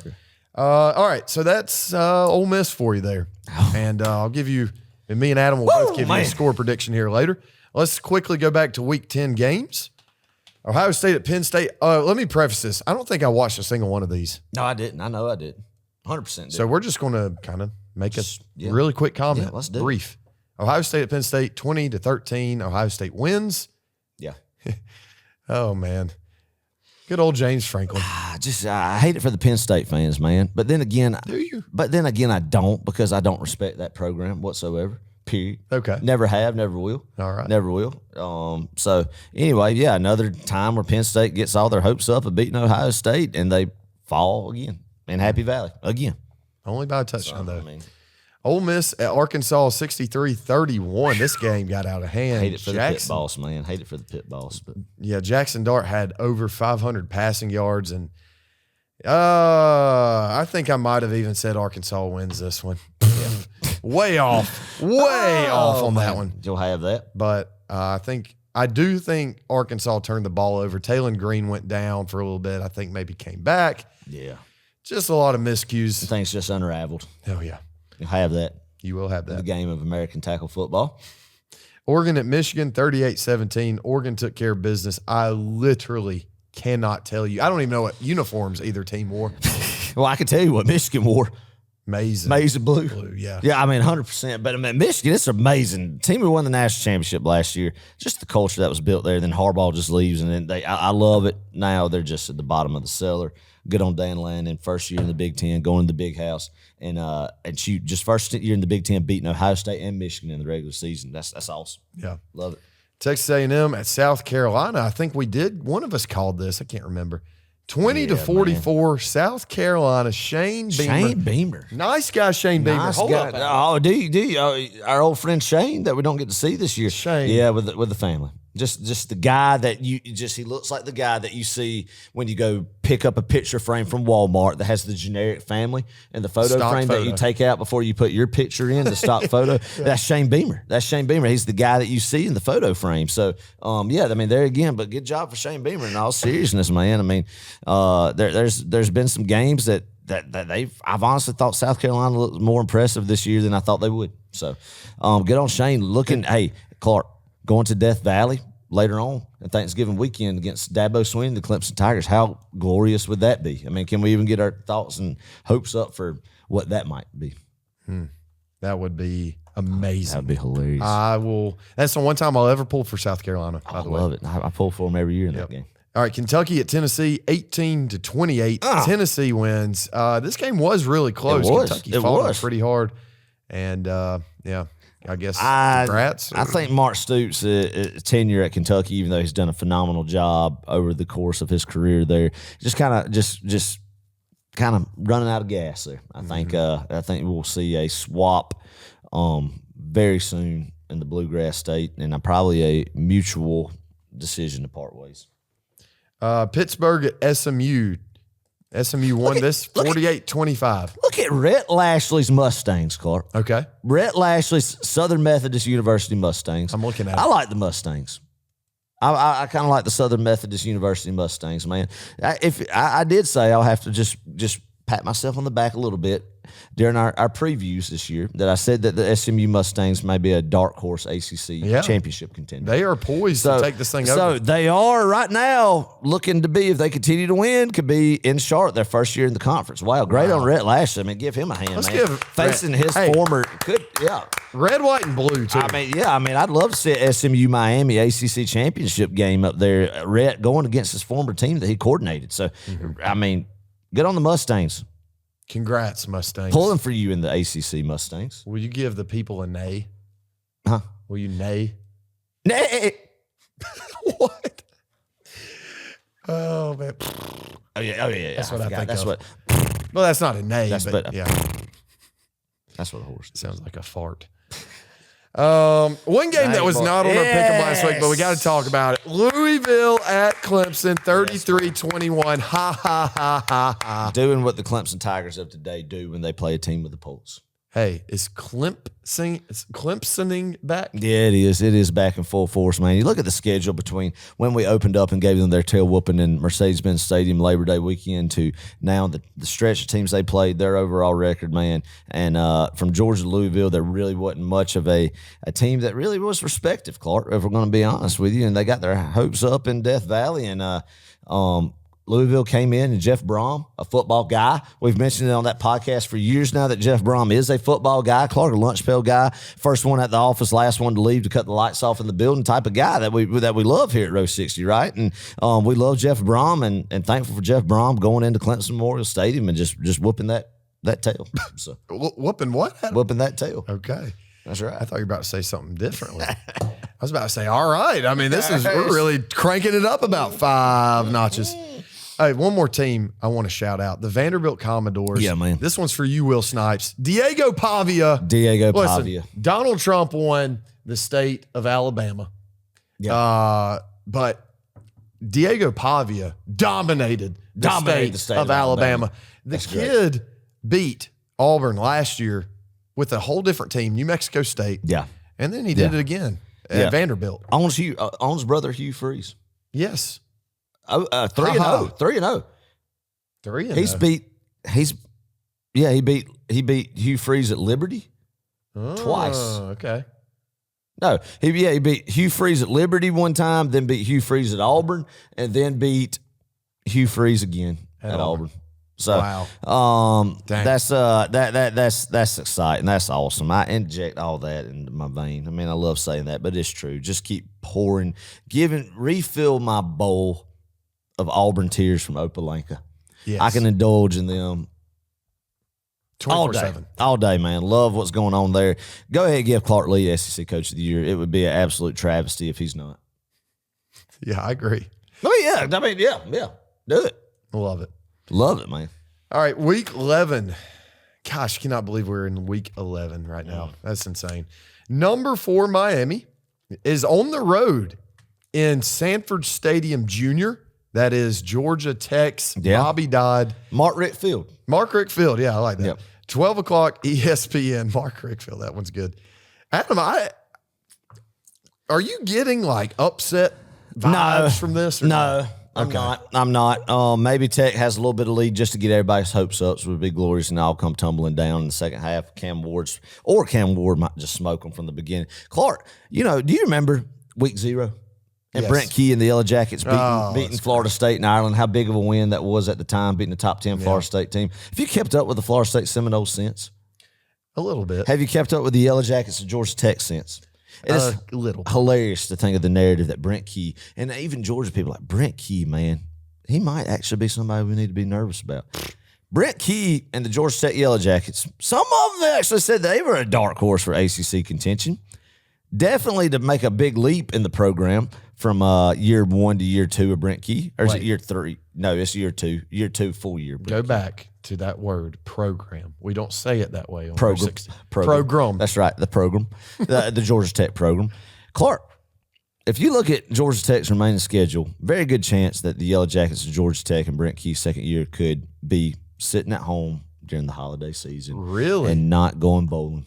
Wow. I think they have North Carolina State, Miami, and Georgia left, and they're sitting at 5 wins. So, therefore, Clark, if the Wolfpack NC State gets their job done, is it NC State? Let's find out right quick. Yeah, it is NC State. Yeah. Yep. Yeah. So, in Raleigh. So, no. Excuse me. It's in Atlanta at Mark Richt Field. Yeah. So, give me a 5-7 Georgia Tech team on a how many ever game losing skid to end the season, and a lot of momentum for Brent Key. Or let me just throw this nightmare scenario here. No. Just hold up. No. 5-6. They get beat by Miami, but then they beat NC State coming off a bye week. Then their last game of the year is at Georgia for bowl eligibility.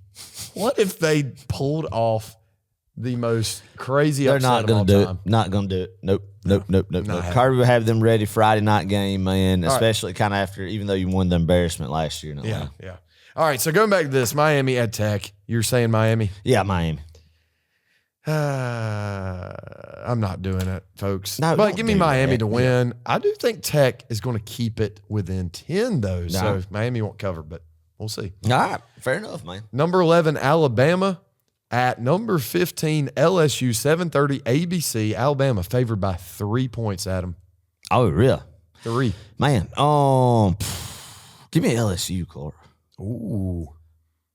At home. LSU doing it again against Alabama and Baton Rouge. That night in Baton Rouge, hard for me to pick against LSU. I think yeah, I'm with you, Adam. And honestly, you look at this game, this is not only a rivalry game. Yeah. This is, I would venture to say, kind of an elimination. It is. 100% is, man. Yeah. It's a playoff game inside the regular season right here. Mm-hmm. For SEC and regular playoff. True. Attention. Yeah, so, 100%. You're right. Do or die pretty much in Death Valley this Saturday night. I'm taking LSU to beat Bama. Oh, it's going to be fun to watch. That will be a good one to watch after we watch the Dawgs play, for sure. Another good one we're going to watch, folks. This is mandatory homework. Adam, you are cheating. You're not supposed to be looking right now. I've got the UNLV. What are they called again out there? The Rebels. Rebels. I about said Raiders. Rebels at Hawaii. The Rainbow Warriors in Oahu, Adam. Adam, this is a big game for the folks out in Oahu. It's 9 o'clock, CBS Sports Network, so that would be 3 o'clock kick there. Hawaii, Adam, is 2 wins away from bowl eligibility. They're 4-5 right now, coming off a huge 21-20 rivalry win against the Fresno State. Oh, they beat Bulldogs. Fresno State? They did. Telling you. Good on Timmy Chang. Timmy Chang's got it going. UNLV, though, is 6-2. They came off an emotional loss to Boise State at home in Allegiant Stadium the other day. Now they last week was a bye week for them, so they're coming off that. They're hungry. Hawaii's hungry. This is the Island Showdown, as they call it. Vegas, as the Hawaiian people call it, is the 9th island. A lot of people go from Hawaii. Like, I asked people in Hawaii, where do you guys vacation? And they said, we go to Las Vegas. Because I'd figure Hawaiians just stay in Hawaii and vacation there, but they go to Las Vegas because they can go gamble. And came across in your research on that. Yes. Oh, okay. All right, so they call Las Vegas the 9th island. And so there's this sort of newfound rivalry between the two. And the trophy is another pineapple. There's a trophy between There's a trophy. Yeah. Wow. It's a pineapple, golden pineapple, pretty much. Yeah. Shaped in a football. So, Adam, I know you don't know much about either of these teams, but if you had to take a guess. I know enough to know exactly what I'm going to say and put it in stone, and that's what's going to happen. All right. UNLV is going to come with Barry Odom and the program that he has developed there the past couple of years and absolutely curb stomp the Hawaii Rainbow Warriors and Timmy Chang. Like, it's not going to be close, Clark. Adam. What's the spread? It's 13 and a half. My gosh. Give me that all day. We'll make a bet on a burger. We'll make a burger bet on that one. Are we going with the bet burger on bet? this one? Oh, 100%. There is. My gosh. Clark. No. Well, It's Adam, 41-17 type. listen, there are 2 guys you need to look out for in this game. And I'm having to look up their names because I forget. Landon Sims, number 30, the running back. He's going to have a career day. Yeah. And then Braden Shager is their quarterback. He is the second coming of, God bless him, number 15, Colton Brennan. Colton Brennan. God rest his soul. I'm not making a joke out of that. But hey, he is a stud, Adam, and he can throw the football. Right. Don't sleep on Hawaii. That's all I'm saying. Give me the Hawaii Rainbow Warriors in a humongous upset. I don't even know if it's an upset. I don't even think so. You're talking foolish now. We just need to move on. This game, I mean, you're going with your heart too much. I'll be realistic here and say the UNLV running Rebels with Barry Odom. And it's not even going to be close. Burger from the Wendy's. The Wendy's. From Wendy's or wherever you like, wherever I like. Okay, burger bet. On this one. Oh, man. All right, I love it. Last but not least, let's go with the Pick 6. Last week's results. We had best seafood, and you folks just didn't like my spread. or actually some of you did. Crab legs, catfish, crawfish is what I said. Adam, you said shrimp, oysters, lobster. Yeah. I would eat all of that any day of the week. Yeah. Doesn't matter who or what of that is put in front of me. 102 votes you got, 96 votes I got. You win again. Good. So Good. we're As it both should be. 2-2 on As the it season. should be, man. Winning 2 in a row, call it a streak. Go ahead, call it a streak. Ready to go ahead and go for the hat trick, the clean sweep here this week. Let's do it. Okay. All right. Let's play some rock, paper, scissors. Rock, paper, scissors, shoot. Hey, That's all I right. might Let's not get win over it. pick six. That's right. But But I you win the win rock, paper, rock, scissors every paper, single week. That's right. All right, Adam, this week we're doing states you'd want to live in other than Georgia. All right. Give it to me, baby. And actually, one just came in my mind. I got to pick this one at some point. But at number 1, I'm going with the state of Florida. What? Florida. Now, hold up. Did not think that was going to be on you. Really? Nuh-uh. I love Florida. I think Florida has it figured out. They have the election stuff figured out. You know, they counted all their votes in 2 hours. Yeah. They do things efficiently in Florida. There's a lot of old people. Sure, I get it. But man, people in Florida know how to have a good time. There's pretty beaches. I'm not a huge beach person, but I could get behind that. Great fishing if you're into bass fishing. Right. They've got some great lakes down there. You can go fishing off the shore. They got great seafood. Yes, they have the tourist traps, but I would frequent the tourist traps. Right. Yes. I don't know. They have a little bit of everything. You got Port Canaveral you go out of. I just like Florida. I really do. And their roads are really nice compared to South Carolina. No, I agree with you. I agree with you. That's a good one, Clark. You did not see that I coming? did not see that coming. I could have swore I thought I'd know the one that was going to be off your board first. Well, I know what yours and is I gonna might be. take it. Yeah, you're going to take it for sure. I understand why.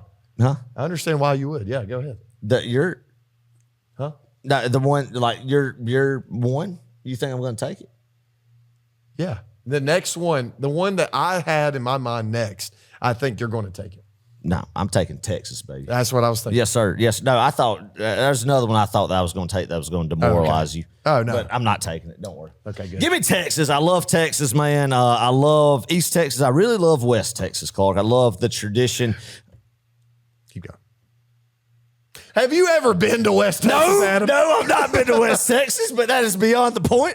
I know what West Texas is, and I know what they're about in West Texas, and I love that. Inject that into my veins, Clark. Again, I will say that I love the tradition of the cattle, the cowboy type way out there, man, and kind of what they stand for in Texas. I love that. You got cities like Dallas, San Antonio, stuff like that, man. They love football out there, Clark, and I love that they love football and they love the good Lord out there and they love cattle and farming. So give me Texas as my number one option. Okay, all right. Number 2, Adam. This one might shock you a little bit. Okay. Actually, wait a minute. Now I'm second guessing myself. All right, I'm going to take for sure. You know this. I know this. Everybody knows what I'm about to say. Yes. They probably thought this would be my number 1, but I knew you wouldn't take this. Right. So I'm trying to be strategic. Actually, now I need to save it for number 3. Okay, I'm between 2 states. I'm going to pick. Give me Tennessee. Wow. Okay. If you can get past all the Vol people, it is a gorgeous state. You got mountains everywhere. It is so pretty. You drive up there through the fall, man. There's just a canvas of different colors. You get red and orange and yellow and just it's really pretty green. You can go hunting. Yeah. I'm not a huge hunter. Right. There's also really good fishing there. You've got Nashville. I love You've Nashville. got Memphis. You got great barbecue. Good point. Good food all across the board. Once again, you could just kind of forget about Knoxville a little bit. But yeah, that's right. the state of You got Tennessee. Pigeon Forge? Gatlinburg, man. You got, I was about to say Cherokee. Cherokee's in North Carolina. Right. But just a lot of really pretty stuff. Great scenery. I think Tennessee's a good place. Okay. And good music. Oh, yeah, that's good. That was good. All right. What's your number 2? Tennessee. Oklahoma. Oh, Adam, wait. Have you ever been to Oklahoma? I've never been to Oklahoma. Okay. But Tell me about Oklahoma. I know enough about Oklahoma to know I would like to live in Oklahoma. Okay. I like what they They do there. I like what they believe in. I like their culture too, kind of the same as Texas. Yeah. And I just think they got stuff figured out in Oklahoma, man. Yeah. Just good salt of the earth folks that you want to be your neighbor in Oklahoma. And it looks like anywhere you live. And I don't care if you're in Tulsa. I don't care if you're in Stillwater. It's just just seems like it's a good place to be. Yeah. You know, a lot of just a lot of just good folks, just ranches in Oklahoma and cattle and just good way of living in Oklahoma. Good salt of the earth folks. Yeah, very. I would like to have as there. neighbors. So yeah, give me Oklahoma. Wow. I really know. I mean, You're a big Midwest guy, aren't you? yeah, absolutely. Okay. All right, for my last pick, I have an honorable mention, but for my last pick, this was really my first pick. But once again, I know Adam's not going to take this. I'm going to go with the beautiful state. The Aloha State, baby, Hawaii. I would live in Hawaii in 0.2 seconds if it weren't for you and my family. There you go. That are Love that rooted part. really And firmly. you can't go to Sanford Stadium on Saturday. That's true. Yeah. I would want to live there for maybe a year. So let me just say that. I mean, it wouldn't be like a live there forever kind of thing. Right. Although I think I could. But Adam, you got mountains. Yeah. You got the beach colliding with each other. You got the city if you want that. You've also had the country. Yeah. All on a little island. It's a slice of paradise, man. It literally just doesn't get better. The food out there is amazing. Seafood, if you like sweets, they got that.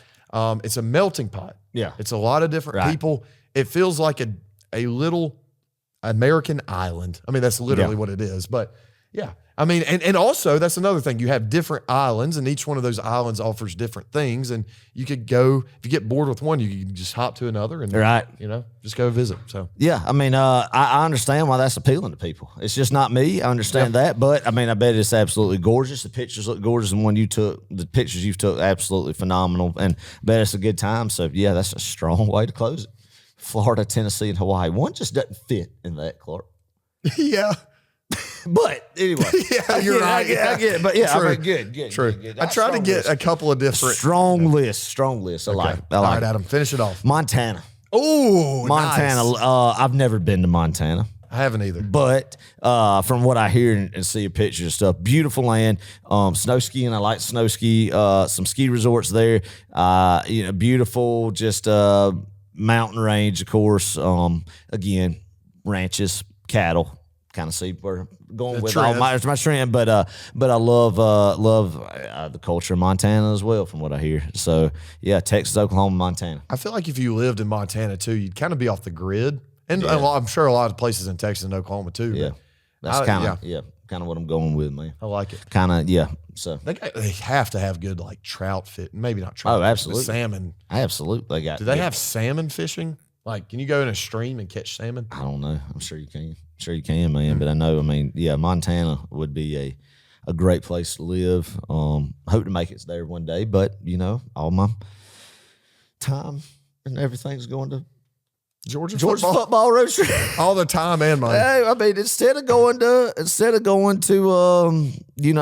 Montana for a trip, why don't we go to Oxford, Mississippi to watch Georgia play football? I mean, why not? What a great place. That's just So anyway, but I could read about it, hear about it, and see pictures about it. So there you go. All right, let's go with an honorable mention because I'm sure there's one more. Have. I've got one more, and I got to say it because I know there's some people listening to the show who reside in this great state. I'm going with the state of North Carolina, Adam. Oh, yeah. I really respect the state of North Carolina. Like that, There's a lot of area. There's, you got the big city with Charlotte and everything. Charlotte's an awesome city, by the way. Cherokee, it's right on the border. You got Highlands, North Carolina. It touches Georgia. You could be close to home traveling. So, not that this is going to make the list, but once again, honorable mention North Carolina. Good. Like it. You have any more? Nebraska. Really? What in the world? Why? Cattle. Same thing. Open land. Open land. Just not a lot of people there. Probably could get cheaper land there. I mean, just not a desirable place for people to move to. Yes. So kind of look at, Montana is, but Nebraska. Okay. Nebraska. If there is anyone listening to this show right now from the state of Nebraska, I got you. I like it. Yes, that. And Nebraska gets hated on a lot, but I like Nebraska. Never been to Nebraska, but it's a place you think you like. From YouTube videos of people I see out there doing their thing. Yeah. cool place. So direct message us, DM us, comment. Yeah. If you live in Nebraska and you're listening to this show. Yes. I don't think we have anybody, but there might be somebody. Yes. Maybe out in Omaha or something. yes, love it. Oh, man. Well, it's been a great episode. Lots of fun here on Row 60 as always. Hey, if you've enjoyed this episode, do us a favor. Subscribe to us on YouTube. Also, I want to give everybody a clap. Yeah. We Yeah. made it to 1,000 subscribers. I know Thank y'all some for that, man. Yeah, I know for some people that is chump change. For us, we greatly appreciate We do. each We do. 1,000 of you. Special shout out to Star Wars Dog. That Yes. did the live show last week, pushing that. So awesome. Thank you. Yeah, for sure. And then we've seen a couple of your reviews on Spotify and Apple Podcasts. Oh, good. Keep Good. pumping them up. Yeah. And that helps to get this show out to more people and grow right. this community of Georgia football fans all across the country. So thank y'all so much for doing your part in this. And we're going to keep rolling with Keep Row it 60, rolling, man. baby. Keep it We're going. growing, I'm telling you. That's It's a right, great man. thing. All right. Score prediction versus There Ole we Miss. go, baby. I'm going to give you Back to mine, Adam. You give me yours. God, I'm nervous. Don't pass out on this. I'm nervous. At what time is it? 12:36 in the morning. Holy crap. We got work tomorrow. Yep. All right. Georgia, Ole Miss. Yep. 3:30 ABC. Who's on the call? Do we know? I don't know. It's definitely not going. Herb Street and Fowler will be in Baton Rouge, of course. So I don't know who's that leave. McElroy? McElroy and Madonna, maybe. Possibly. Yeah. Or are we going to get Tessitore? This seems like a very It might Joe be- Tessitore. Yeah, kind it of might game. be a Joe Tessitore type of game. I agree with that. So we'll see. Anyway. All right. Georgia. I All got right, pretty baby. close last week on this. I said 34-15. Yeah, It's yeah. 35-20. Pretty close. I'm going to go with something kind of similar. I'm going to go with Georgia 33. Don't ask me how we get that. Ole Miss 24. Okay. Dogs find a way. I love it, man. Clark, I don't feel good about this game. I don't feel good about this game, man, just how it kind of sets up and everything. But then again, there's a side of me that if things go certain ways that very well could, that I feel really good about this game. And you know I can't pick against Georgia, Clark. So I'm just going to tell everybody this right now. This game right here, you win this game, Clark, and then you get Tennessee and Athens. And we've talked about this schedule, Clark, for so long, man, of what's going to play out. You know, how many losses Georgia's going to have. And are they going to make the SEC championship or not? But I just feel like this game right here is a game that if Georgia wins this game, I think Georgia's going to beat Tennessee and Athens because it is at home. But I do think Georgia is going to win, Clark, 34-28. Ooh, 34-28. I'll take that all day. 34-28, baby. So I'm going with it, man. All these thoughts of what just make me nervous. I'm not going to think about it. I'm going to be optimistic.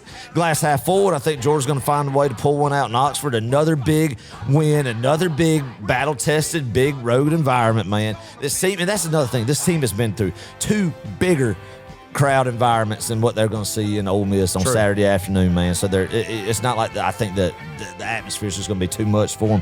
But you've got to limit turnovers. That's the biggest thing that worries me. If you tell me right now Georgia's not going to turn the ball over, but it maybe one turnover, so oh yeah, Georgia's going to win. But the reason why I am so nervous about this game is just a trend that we've seen for the past 5 or so football games of multiple turnovers, man. And I just think this is a game that it really does come back and it'll bite you. Mm-hmm. So I'm going with. I like it. I'm going with. I like it. We'll give the people a little pep talk. All right, man. If That's it. they're nervous about this one, why should they not be nervous? Not be nervous about it because Kirby Paul Smart is coach of the Georgia Bulldogs and Lane Kiffin is coach. The Ole Miss Rebels is. I know you can't base it off last year, but it's 52-17. If anybody's going to draw up a good game plan against Lane Kiffin's defense or offense and Jaxon Dart, it's going to be Glenn Schumann and Kirby Smart, Yes, man. sir. And that's another thing that just gives me peace about going into this game. Georgia still does have one more mulligan, Clark, but I don't want to use it, man. 11-1 would be an amazing year, Clark. And I really feel like you win this game against Ole Miss and you're setting up for a freaking hostile environment. And either way, even if you lose, but especially if you win, Clark, then you're setting up for a huge environment in Athens against Tennessee, man, and really solidifying and stamping your way into the SEC championship game, man. And I don't care what anybody says; it's still a monstrous deal when you go to Atlanta and you play the SEC championship. Do not water that down. Do not water that down. So one more step to get to Atlanta, man. Late in the season, got to have it. Georgia's going to win this game, 34-28, baby. And it's going to. The whole college football world is going to know defense wins championships. Carson Beck, Clark, our boy. I know we've been kind of saying some stuff about him, and you know, I mean, a lot of people are, but I think Clark, he is going to turn it on this week, and we're going to look back, and I'm going to say it till it happens, that this is a game that will look that Carson Beck, the lights came on, man. Yes. Georgia wins this game. Everybody get excited about it. Big time football being played from here on out. Go Dogs! Go Dogs. Baby.